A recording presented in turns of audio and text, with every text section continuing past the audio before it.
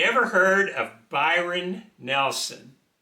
Well, if you're a golf enthusiast, especially if you've kind of looked into the history of golf and the greats of golf, then you're more than familiar with Byron Nelson. Byron Nelson was credited as being the father of the modern golf swing. He didn't always have golf as the primary part of his life. As a matter of fact, I don't know if he ever did. He was raised by godly parents. He was born in Waxahachie, Texas in 1912. A pretty important year for American golf because not only was Byron Nelson born that year, but Ben Hogan was born that year and Sam Snead as well, just a few months apart. It's kind of a coincidence.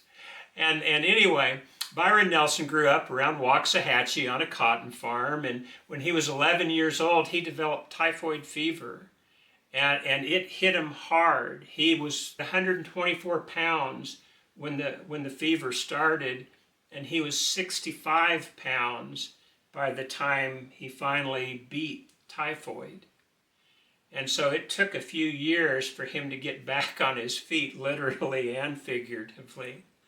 He finally got a job at a golf course, and so he started caddying there. And at that time, caddies could not golf on the golf course. And it was also very competitive. It was not easy to break into the ranks of the caddies because the other caddies jealously guarded their territory. They wanted the best golfers who tipped the best, and they didn't appreciate anybody new. But Byron paid his dues, got his lumps, and was able to become a caddy, and was fairly successful at that.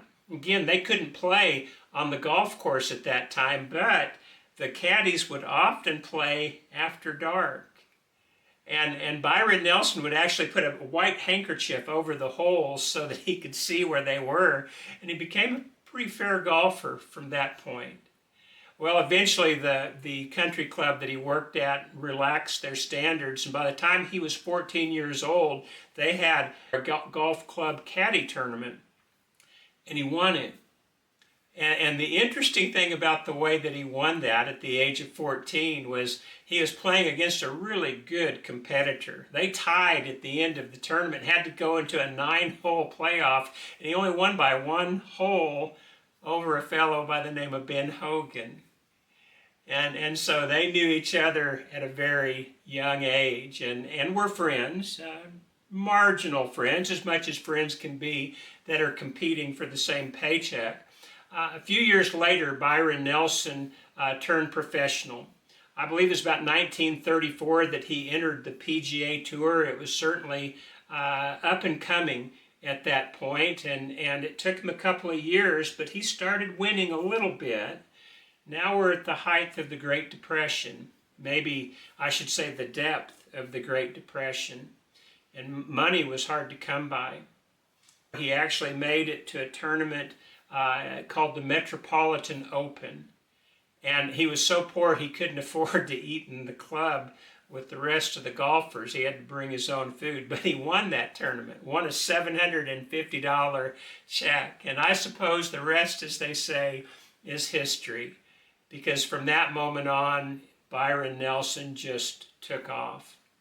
He was married by this point, and so they were able to travel around. They never did have children because of the fever that he had had earlier prevented him from doing so, and so they did get to travel together, and they were really a neat couple. They were both good Christians. Byron was raised by strong Christian parents, kind Christian parents, and Byron carried on that tradition. On Sundays when he had to play, and he nearly always did because that was the final day of the tournament, and he always found a way to make it to a worship service, either that morning or that evening. He was being interviewed by Bobby Ross of the Christian Chronicle a number of years ago, and Bobby just asked him, "How are you able to do that?" And Byron said, "If something's important, you'll find a way." And that was important to him. And so he was able to do both. But he made sure that God was his priority. Well, he became incredibly successful in 1945 at near end of World War II. Again, he couldn't enter into that. He had a disease that caused his blood to clot at a much slower rate than other people. It wasn't hemophilia, but it was, I guess, bordering on that. And so he was not able to enter the military, but he was on golf tournament and did extremely well. In 1945, he set a record that's never been broken. He won 11 consecutive PGA sanctioned events, 18 tournaments for the year in total, a record that's never been approached since then. And a lot of people will say, well, it was World War II. The field was watered down. The competition wasn't that good. But Sam Snead and Ben Hogan were also amongst the tour that year. As a matter of fact, Sam Snead won 6 tournaments, and Ben Hogan won 5 tournaments that year. Between the 3 of them, they kind of hogged everything. But Byron Nelson exceeded everybody else. He did so well that year that the next year, 1946, he retired from tournament play. He would go on to compete in various tournaments, kind of on an honorary nature. I think he was in the Masters for about 10 years after that and finished in the top 10 every year, even though he wasn't golfing all the time at that point. But he retired. He and his wife wanted to settle down, and so they did. They bought a ranch outside of Fort Worth, Texas, and that's what he did. In his career, and it was a very short career, just 12 years in span, he won 52 tournaments, 5 majors. Those 52 tournaments, he was the first one to ever win that many tournaments. Since then, there's, I think, only been 6 other golfers. Sam Snead and Ben Hogan were 2 of them. I think Arnold Palmer was another, and Billy Casper, and then some of y'all may have heard of Tiger Woods as another one. He was an amazing individual, but golf wasn't his life. In Matthew chapter 23, Jesus is talking to some people who thought they were pretty important, the Pharisees. They liked to have preeminence in everything. They liked to have people honor them wherever they went. And in the 11th verse, Jesus said this, he says, the greatest among you will be your servant. For whoever exalts himself will be humbled, and whoever humbles himself will be exalted. I think maybe the greatest achievement that Byron Nelson was ever able to make was the fact that he had the heart of a servant. He never exalted himself. The Byron Nelson Classic was the first major tournament that was named after an American golfer. Byron Nelson was so interested in these tournaments because they raised money for charity. He was asked later on what the greatest accomplishment of his career was, and he felt that the greatest thing he'd ever done was his charitable work, because it was able to help so many people that needed the help. See, he wasn't really all that interested in the accolades that he had received. Certainly he played for a paycheck. He needed that money, but it wasn't for the glory. He maintained his humility. He maintained his faithfulness to God through the years, as was displayed by his always making the first day of the week worship. He was a member at a little Church of Christ in Roanoke, Texas, not too far away from his ranch. And there was a person coming through that wanted to find out where Byron Nelson's ranch was. And so apparently somebody told him, if you'll go to the Church of Christ there in Roanoke, there will be somebody that can probably give you directions. And sure enough, he got there, and there was a man sweeping up, and he just assumed he was the janitor, and he asked him, do you know where Byron Nelson's ranch is? I want to go visit it. And the man said, yeah, as a matter of fact, I live there.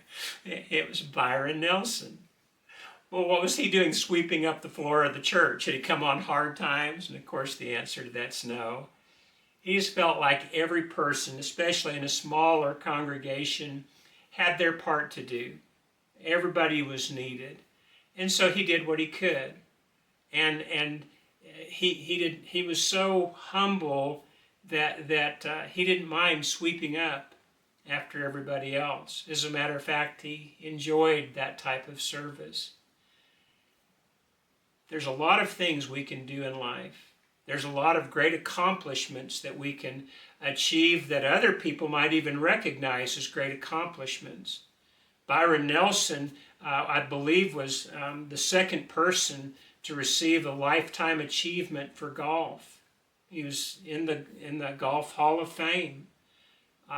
As a matter of fact, when he died in 2006, Congress posthumously awarded him the Gold Congressional Medal because of the way he conducted his life.